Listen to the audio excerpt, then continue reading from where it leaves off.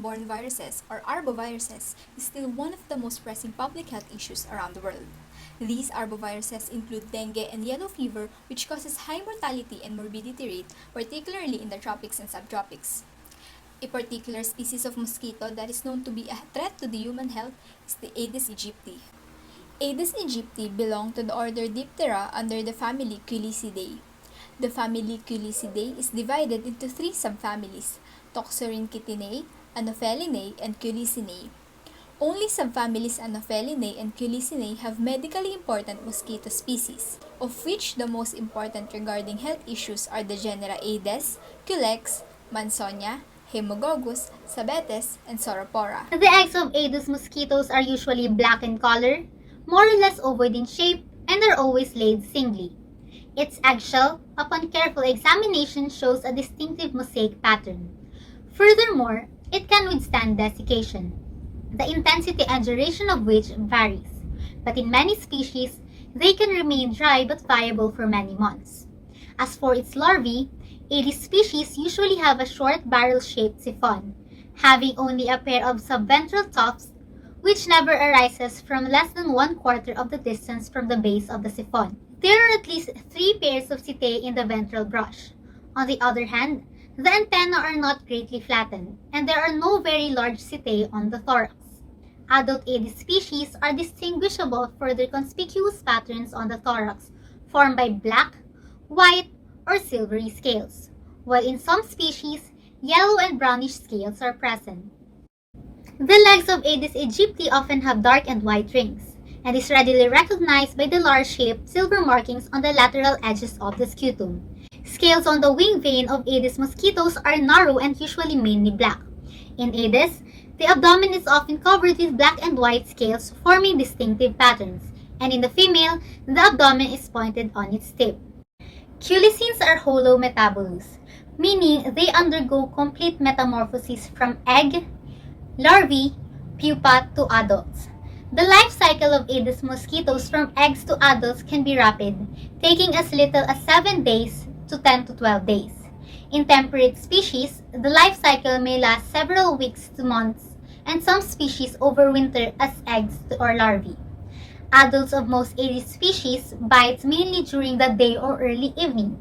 Most biting occurs outdoors, and adults usually rest out of the doors before and after feeding, meaning most of them are exophagic and exophilic. In the biology of Aedes species, one of the most notable is its biting behavior.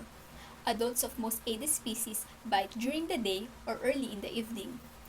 Most biting occurs out of doors, and adults usually rest out of doors before and after feeding. This activity terminates during or at the end of dusk. Generally, no to little flight activity or biting occurs during the night. In the advent of emerging technologies and urbanization of rural areas, these environmental changes also affect the behavior of animals such as insects.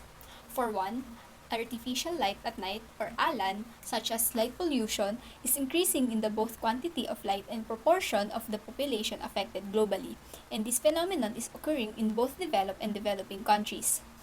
These represent significant ecological and human-animal health implications. Light can have significant effects on the behavior and physiology of animals, including insects, such as their shaping and tuning behaviors that can change over 24 hours. With this being said, a study by Rund et al. 2020 has shown that there is a significant change in the biting behaviors of Aedes aegypti at night. The study conducted utilized 3 setups in order to compare the biting behaviors of mosquito at a specific time and the type of environment. The first setup includes standard photo schedule for Aedes aegypti mosquitoes, that is, Zeitgebertine ZT12, which is the time of lights off, and ZT24 or 0 that occurs at the end of 1 hour dawn transition. The second setup, on the other hand, conducted biting assays that occurred during the daytime, ZT10, and at night, ZT16, 2 hours before and 4 hours after the time of lights off or onset of the night respectively. Lastly, the third setup, which is the ALAN or Artificial Light at Night group, was subjected to a 30-minute treatment with white light or 50 lux incandescent lamp at the specific time of ZT 15.5, and the biting activity assessed 30 minutes later in the dark at ZT 16 or middle of the night. After the experiment, it was found that 82% of the mosquitoes assessed during the daytime at ZT10 fed in the human arm, while the mosquitoes assessed in the control during the night at ZT16 and maintained under their normal photo schedule, 29% of it blood-fed. On the other hand, 59% of the mosquitoes assessed in the artificial light at night or ALAN group also blood-fed, thus showing a significant increase in the propensity of Aedes aegypti mosquito to bite a human host at night following exposure to the light at night. In the discovery that nocturnal light stimulates the biting behavior of Aedes aegypti, it implies that the risk of transmissions for arboviral diseases may increase by increasing the biting rate of the vector and possess a great importance in epidemiology in understanding the risk of diseases transmission.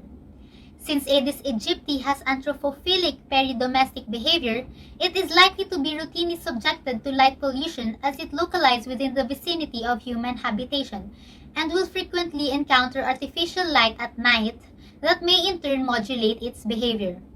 This change in the biting behavior of Aedes species is a threat to the human health, as these mosquitoes are known vectors of yellow fever and classical and hemorrhagic forms of dengue. More so, Aedes aegypti are also known to transmit chikungunya virus and the Zika virus. One of the control methods in nocturnal biting of culicines, particularly Aedes aegypti, would include bed nets, specially deployed against nocturnal biting insects and especially Anopheles malarium transmitting mosquitoes. This may provide some protection against the yellow fever, dengue, or Zika mosquito. Control of mosquitoes such as Aedes aegypti, Aedes polyciniensis, and Aedes albopictus species, which breed mainly in man-made containers in both rural and urban areas, is often aimed at reducing the numbers of larval habitats, that is controlled by the source reduction. When the source reduction is not feasible, insecticides can be used. Although insecticidal spraying can kill Aedes and Saurophora larvae, it usually has no effect on their dry but viable eggs. The insecticide usually recommended is Temefos, in the form of 1% in briquettes or sand granules that will give a concentration of 1 mg active ingredient per liter of water. The best defense against yellow fever is to use the attenuated 17D vaccine. Vector control through sustained reduction in mosquito breeding nevertheless still has a role in reducing the risks of yellow fever outbreaks. It also remains the main approach for dengue control because there are presently no vaccines approved for widespread use. Epidemics of dengue and sometimes also yellow fever can be curtailed by killing the adult vectors by aerial ULV insecticidal spraying, where the main objective is to kill infected adult mosquitoes as rapidly as possible.